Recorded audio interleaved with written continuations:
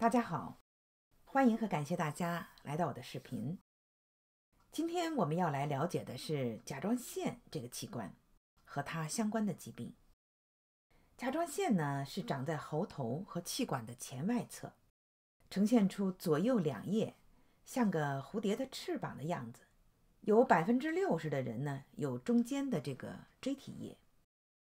从这张解剖图我们可以知道，甲状腺的周围的肌肉、动脉、静脉还有神经的分布都是挺丰富、挺复杂的。甲状腺呢，从它的功能上来说，它是一个内分泌器官，它也受着来自中枢下丘脑还有垂体分泌的激素的调节。甲状腺自己分泌的呢是甲状腺激素，是作用在全身的所有的脏器的，而且是促进各个脏器的功能的。比如它会促进身体产热，增加心脏的收缩力，使心率加快，促进消化管糖的吸收，也可以让大脑的思考迅速，也有促进肌肉脂质代谢等等的作用，就好像是一部汽车上的加速器一样。它对于促进整个身体的生长和发育也起着极其重要的作用。我们说甲状腺的功能像汽车的加速器，那有了它，汽车才可以正常的运行。可是如果功能亢进，它就相当于会使汽车超速狂奔，身体消耗特别大，就会有全身倦怠的感觉，大量的出汗，老是觉得热，可是体重呢却会出现明显的下降，精神上会表现出焦虑、不稳，还有可能有手指的震颤，血压升高，心率过速，食欲旺盛，老是会有那种饥饿的感觉。因为肠蠕动快嘛，食物呢它的消化代谢物会很快的就被排出，所以呢大便是不成形的，甚至是拉肚子。时间久了呢还可能出现有眼球的突出。这些甲状腺机能亢进，就是我们常说的甲亢的症状，如果是很明显的时候呢，就容易被察觉，就会及时的去医院检查治疗。可是甲状腺的疾病呢，往往是多发在20到40岁的女性，因为她们年轻，症状呢就容易被忽视。有的病人多年持续的甲状腺功能亢进，自己都不能察觉，因为没有及时的去检查，所以都一直处在不知道自己生病的状态。甲状腺功能持续亢进的女性一般都会出现月经的不正常，甚至是没有月经，那当然就会不孕。因为不孕，去医院检查的时候才发现甲状腺功能异常，这样的年轻女性有很多很多。所以平素体检的时候，尤其是年轻的女性，要记着给自己加一项甲状腺功能的检查，这个很重要。再说相反，甲状腺功能低下的时候呢，就是汽车被减速慢行，那么身体的产热不够，会觉得冷，出汗也少，皮肤呢就干燥苍白。因为代谢低下，所以体重呢反而是增加的，可是精神状态一直是处在一个比较迟钝的，老是没有精神的，想睡觉的那种状态。心脏的功能也很弱，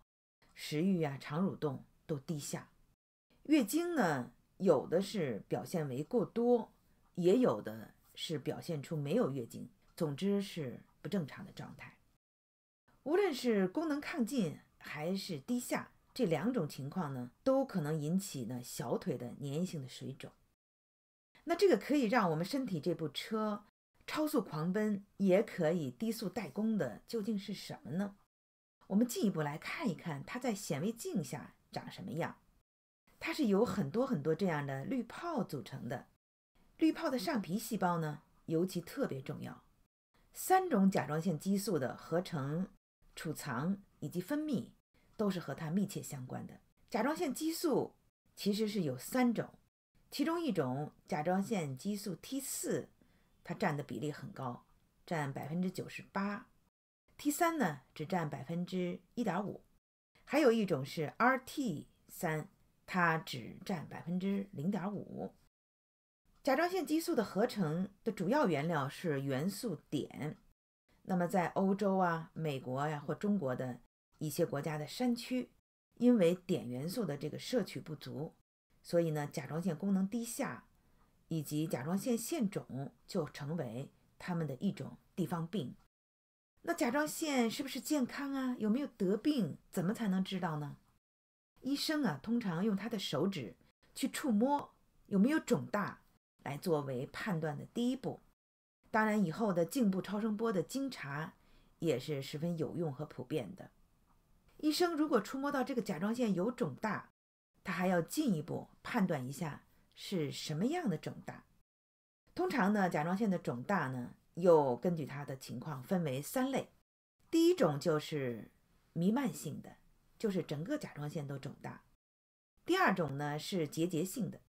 小结节呢可以是单发的，也可以是好几个多发的。第三种呢是不仅有结节，而且是有那种很硬的结节，并且一触碰呢就很疼，这个疼是它很重要的症状，并且呢它表面的皮肤呢也是发红的。即便是甲状腺有这3种肿大，它的功能呢可能是正常的，也可能是亢进的，也可能是低下的。弥漫性的甲状腺肿大，它不同的疾病的时候呢，它肿大的情况也不一样，也可能是软的，也可能是硬的。比如说像单纯性甲状腺肿吧，但它就是比较软的，功能也正常。像慢性甲状腺炎也叫桥本氏病，它就是那种质地比较硬的一种弥漫性的肿大。还有我们所说的甲亢，最常见的是叫做巴塞特的这种病，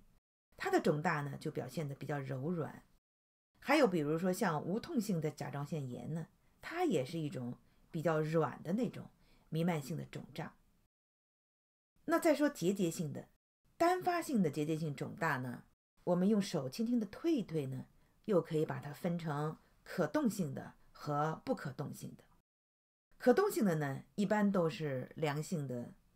滤泡腺肿或者是囊泡。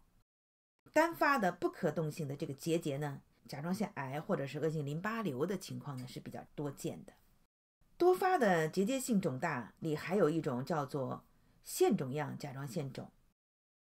这几种结节性的肿大甲状腺，不管是良性的还是恶性的，它们的甲状腺功能呢都是正常的。还有一种结节性肿大的是叫做机能性的腺肿，英语呢也叫 Plummer 病，它是呈现出功能亢进的一种结节性肿大。我们再说硬结节性的并且伴有疼痛的这种肿大呢，它的功能是正常的，它是一种急性的化脓性的甲状腺炎。还有一种伴有疼痛的结节性肿大呢，就是功能亢进的亚急性甲状腺炎。我们可以再根据甲状腺的功能分类总结一下，功能亢进的有巴塞特病，就是甲亢，无痛性甲状腺炎，亚急性甲状腺炎，还有这个 Plummer 病，它是一种机能性的腺肿。那么功能正常的呢，是有一部分的慢性甲状腺炎、急性化脓性甲状腺炎，还有甲状腺癌、甲状腺肿和腺肿样甲状腺肿。第三种呢，它是一种原发性甲状腺功能低下的，那只有慢性甲状腺炎，就是桥本氏病的一部分的病人。原发性甲状腺功能低下呢，我们可以知道只有一种，可是由于治疗的原因，发生在手术以后啊，放射性同位素治疗或者是药物治疗以后的甲状腺功能低下呢，却更多见。我们还可以这样分类，也帮助我们认识一下甲状腺疾病。比如说这2种巴塞特和桥本氏病呢，都是自身免疫性疾病，而这3种呢是炎症，而这几种呢又分别是良性或者是恶性的肿瘤。从治疗的方法上来说，对于功能亢进的呢，主要是着眼在抑制甲状腺激素的功能上，可以是通过药物的直接抑制甲状腺激素的合成，也可以是用碘元素的放射性同位素来进行破坏性的抑制，也有手术切除的方法。可是放射性同位素啊，或者是手术的方法呢，都容易造成甲状腺功能低下的这个副作用。所以目前在日本，尤其是对于初期的甲亢病人，选用药物治疗包括对症治疗的方法呢，占在90%以上。对于甲状腺功能低下的病人呢，就也可以给他补充甲状腺的激素类的药物，比如说像 T4 制剂。好，如果你受益于我这期视频，请不要忘记为我点赞、订阅我的频道，并转发给家人和朋友们。如果你打开小铃铛呢，就可以在更新频道的第一时间收到信息。我也非常欢迎在我的视频下给我留言，非常感谢。